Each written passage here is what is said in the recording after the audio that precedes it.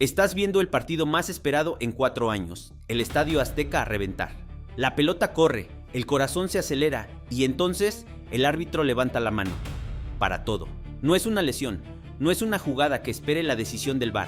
Es una pausa de hidratación obligatoria. Y mientras los jugadores esperan en el césped, tu televisión se va a cortes comerciales.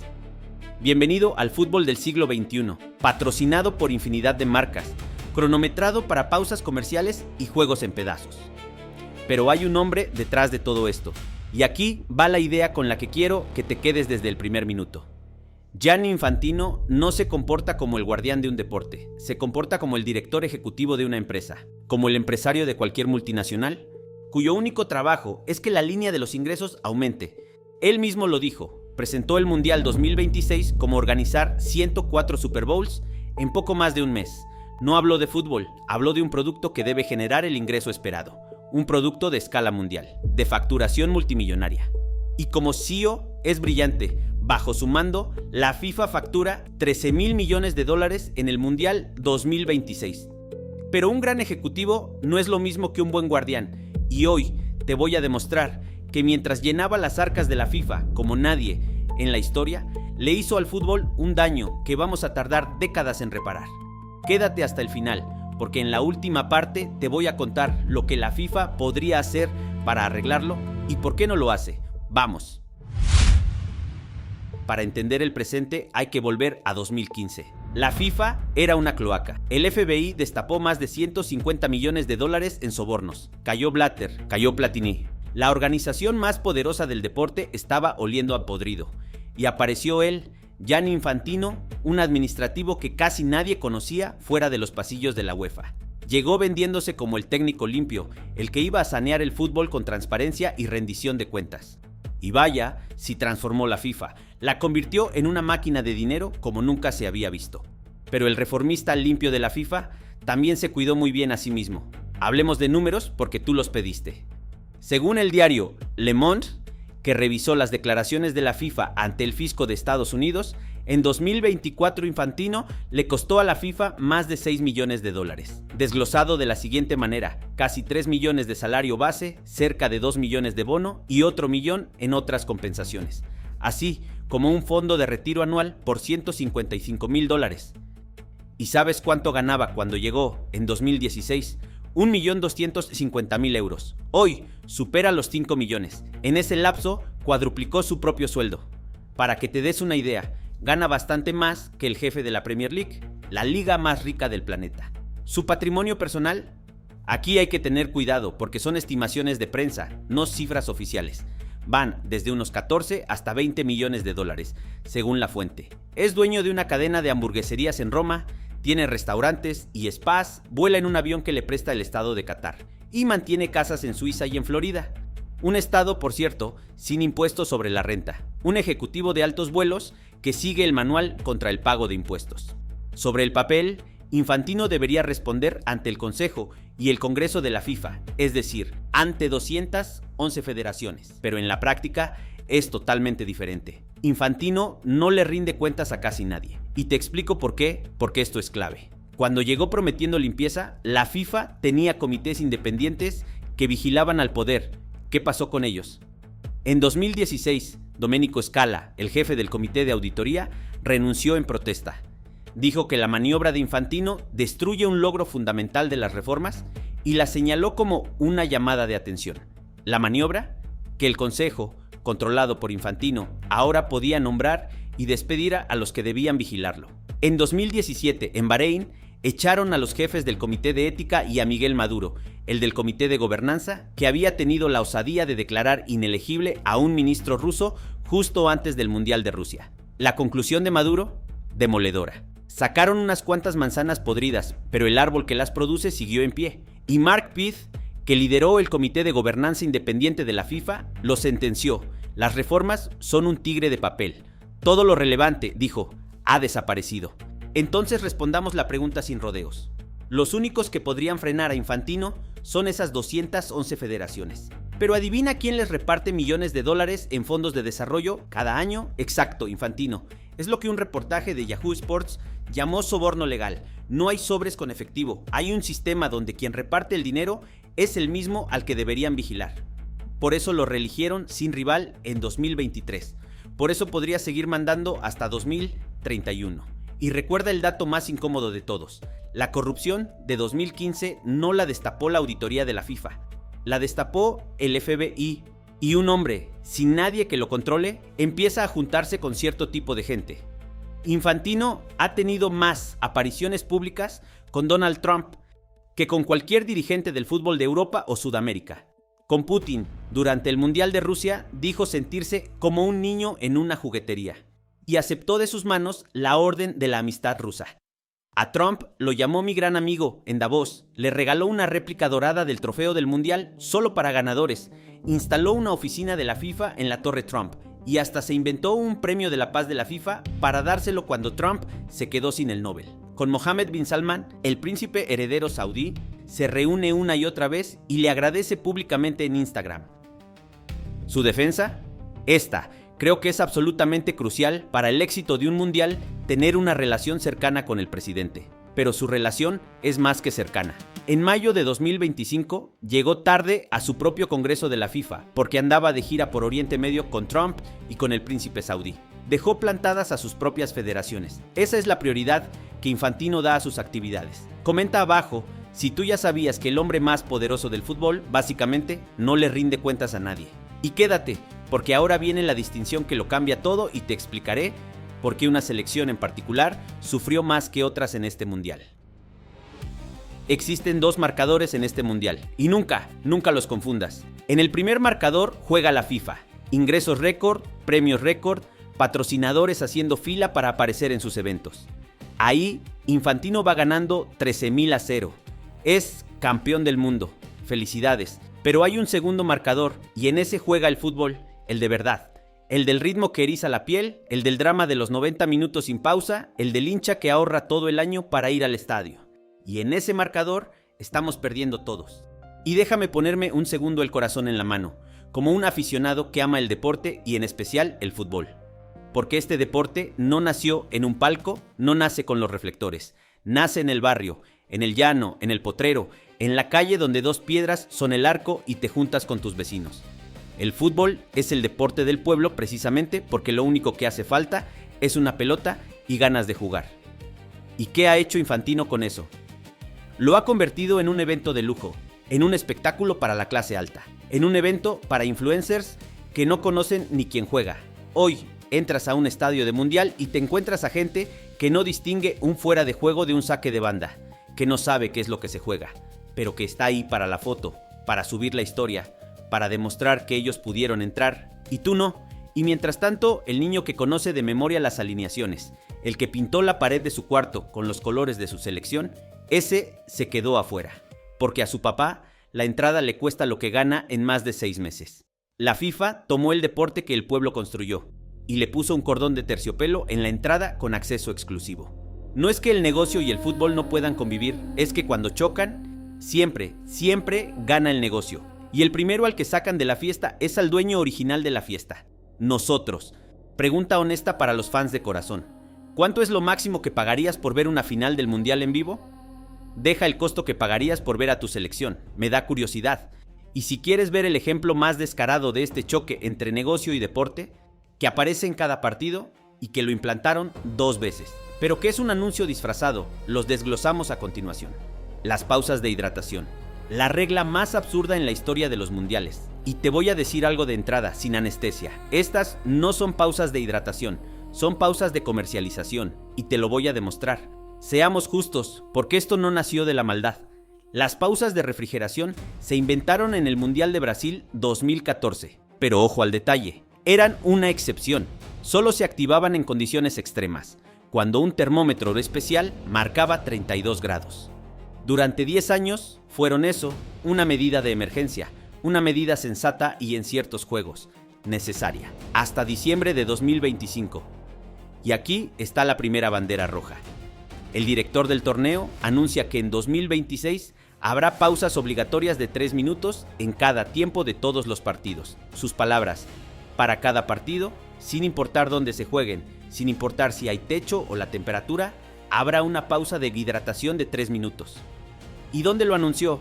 en una reunión con las cadenas de televisión, no con los médicos o especialistas para escuchar su punto de vista, no con los presentadores de las televisiones. Entonces déjame entender, en estadios con aire acondicionado a 22 grados, bajo techo cerrado, ¿también hay que parar por el calor? Haz la cuenta, 2 pausas, 104 partidos. Eso abre la puerta a cientos y cientos de espacios publicitarios nuevos. Y por si quedaba duda, en las televisoras de Estados Unidos llegaron a anunciar, sin pudor, sin vergüenza, dijeron: esta pausa de hidratación está presentada por Powerade, una marca que es de Coca-Cola, socio histórico de la FIFA. O simplemente te dicen: Powerade te presenta la salud de los jugadores. Y aquí viene lo más rastrero de esta pausa, porque el calor sí es un problema real, eso es verdad, pero la solución de la FIFA fue mentirnos. El año pasado, en el Mundial de Clubes en Estados Unidos, vimos el ensayo general, y fue aterrador. Un estudio científico analizó 57 partidos, la mitad, 31, se jugaron en condiciones que, según expertos del Colegio Americano de Medicina del Deporte, debieron cancelarse, no retrasarse, cancelarse. Varios analistas han expresado su descontento con las medidas, pero ese descontento también lo han expresado figuras de talla mundial como Mauricio Pochettino y Enzo Fernández del Chelsea. Y entonces habló Jürgen Klopp y lo dijo todo: el fútbol está siendo tomado como rehén por ejecutivos atrincherados en oficinas con aire acondicionado. ¿A quién sirve realmente el mundial? ¿A los aficionados? ¿A los jugadores? ¿O a los anunciantes? Y añadió la frase que define este video: un partido de mundial debería fluir como un río. En cambio, construimos diques justo en el medio para que pasen los comerciales. Porque desde mi análisis, si el calor es tan peligroso, ¿por qué la FIFA no mueve los horarios? ¿Por qué siguió poniendo partidos al mediodía? Te respondo, porque el mediodía en Estados Unidos es horario estelar en Europa. La tele europea manda, es un mercado atractivo para el negocio. Si lo que se buscaba era proteger a los equipos del calor, había que jugar de noche. Pero para cobrarle a Europa hay que jugar bajo el sol. Así que no arreglaron el problema, lo monetizaron. Convirtieron un riesgo de salud en un espacio publicitario y nos lo vendieron como un acto de bondad. El histórico José Ramón Fernández denunció algo increíble del partido inaugural, que el árbitro tuvo que hacer esperar a los jugadores, con el balón ya en juego mientras la cadena terminaba sus anuncios. Léelo otra vez, el árbitro de un partido de mundial esperando a que terminen los comerciales. Ese es el fútbol de Infantino, y te voy a dejar una predicción, para que la guardes y volvamos a verla en unos años. Si nadie los frena, esto no se queda aquí. No te sorprendas si dentro de poco nos despertamos con el fútbol partido en 4 tiempos de 25 minutos, como el fútbol rápido, como la NBA, como el fútbol americano. Porque cada corte es dinero, y entiéndelo bien, esta no es una decisión pensada para favorecer el juego, es una decisión pensada para vender más. Punto. Si esta pausa te parece una vergüenza disfrazada de salud, escríbeme la palabra comercial en los comentarios. Quiero ver cuántos lo notamos, pero las pausas son solo el síntoma más visible. La verdadera enfermedad es mucho más grande y empieza con un número, el 48.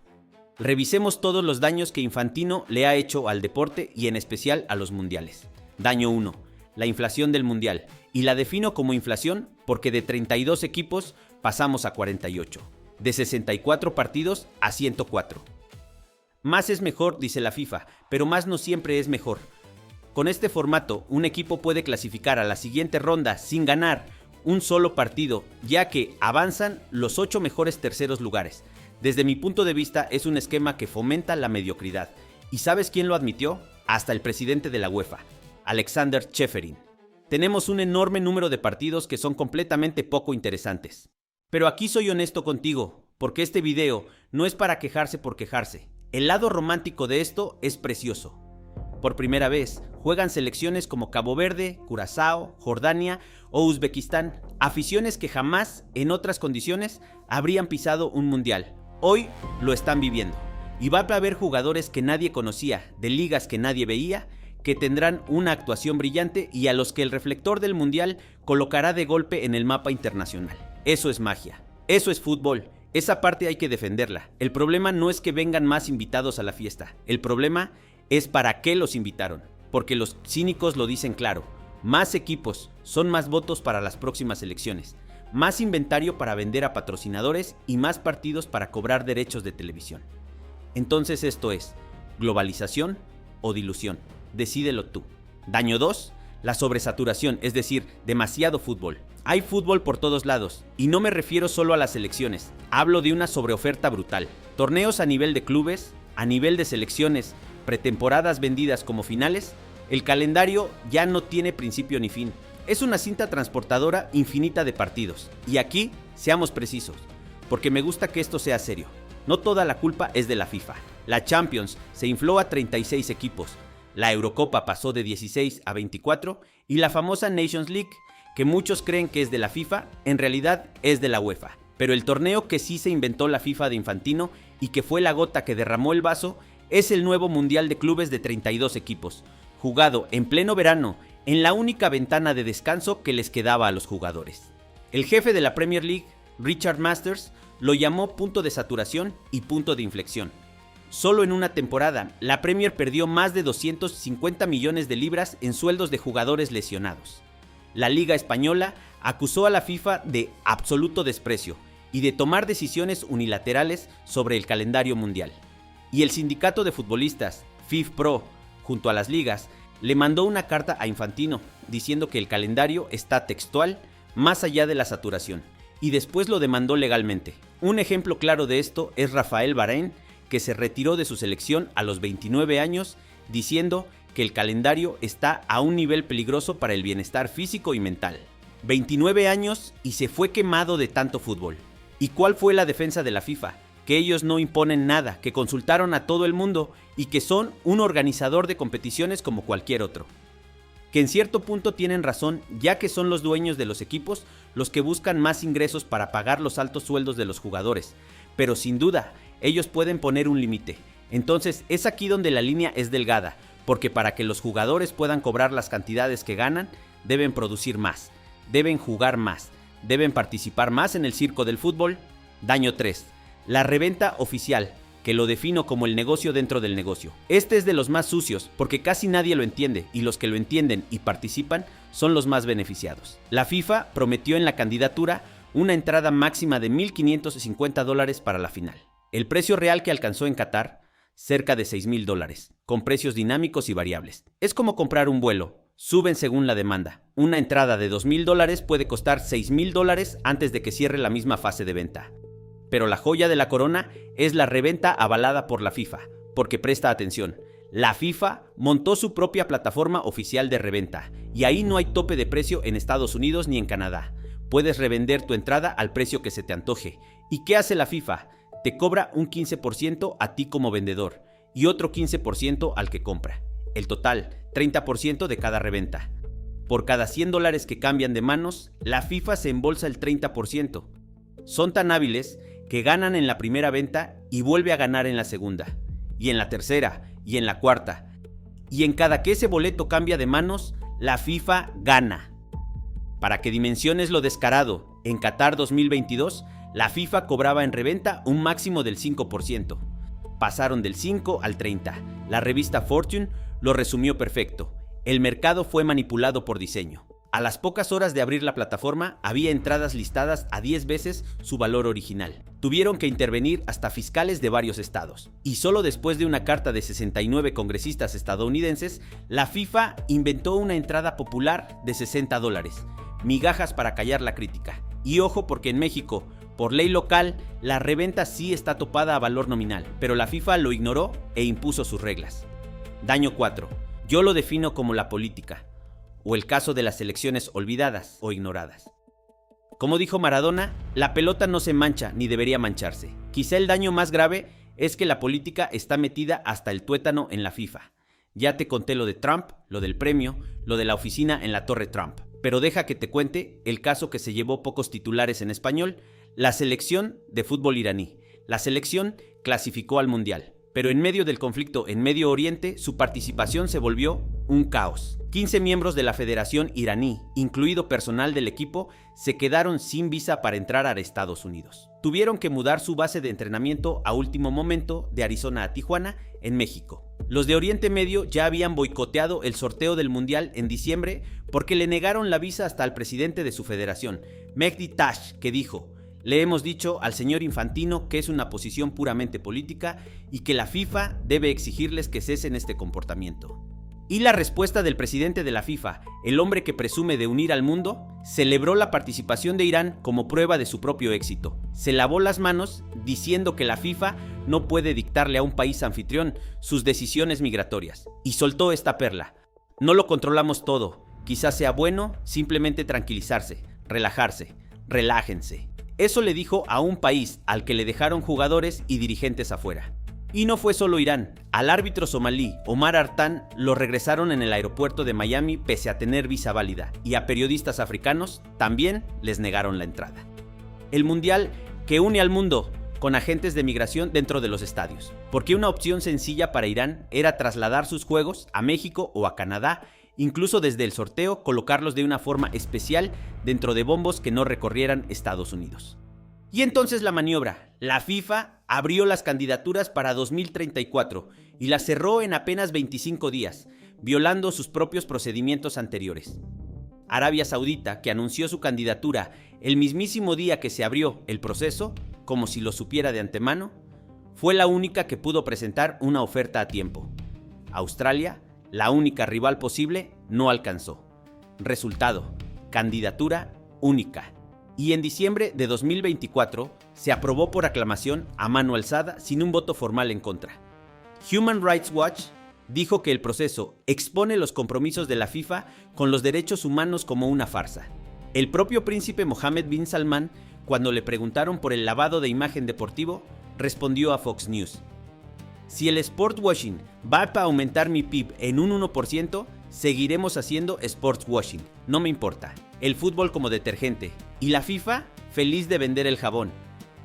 Y ya que hablamos de sedes, el Mundial de 2030 merece su propio momento, porque es las dos cosas a la vez: hermoso y absurdo. Será el primer Mundial en 6 países y 3 continentes. La sede principal: España, Portugal y Marruecos.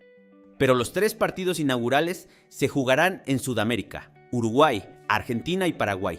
El lado bonito es para emocionarse. El Mundial cumple 100 años y la fiesta arranca exactamente donde nació en 1930 el mítico Estadio Centenario de Montevideo. Y Marruecos, por fin, será el primer país del norte de África en organizar un Mundial. Después de fracasar 5 veces en el intento, hay justicia poética.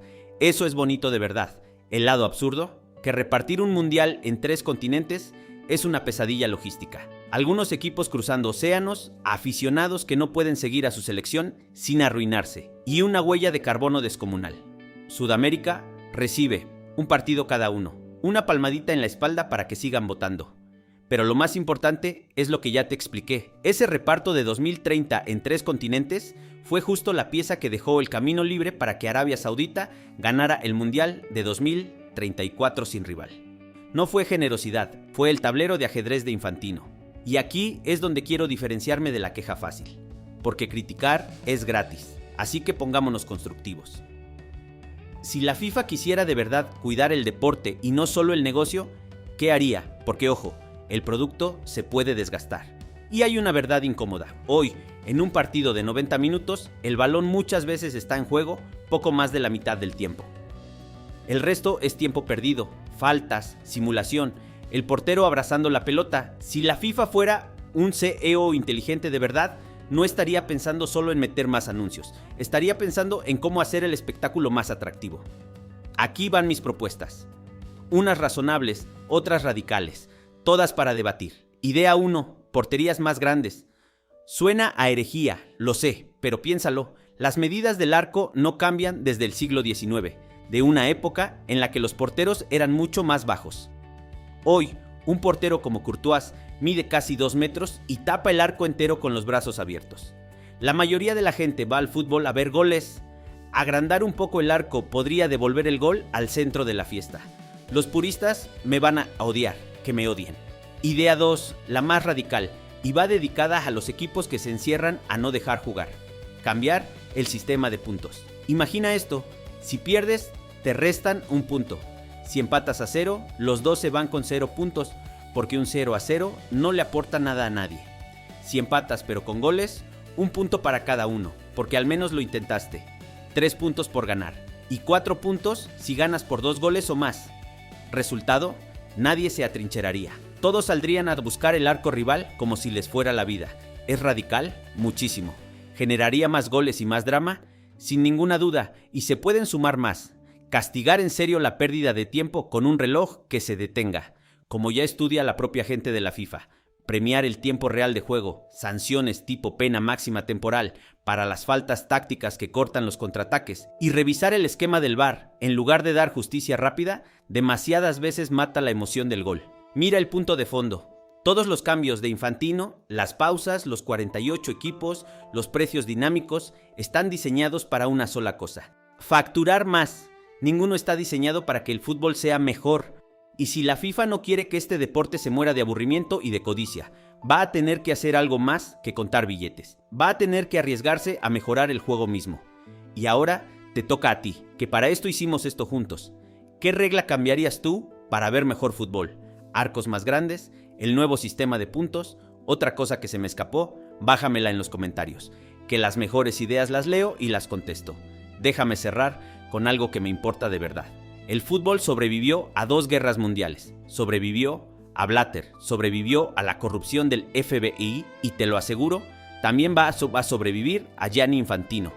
Pero cada pausa comercial disfrazada de hidratación, cada entrada de $6,000, cada mundial regalado a una autocracia con un aplauso ensayado, cada partido cortado para que pase un anuncio, le arranca un pedacito a eso que nos hizo enamorarnos de este deporte cuando éramos niños en el potrero. Nos vemos en el próximo. Y no lo olvides, el fútbol es del pueblo. Que no se les olvide a ellos.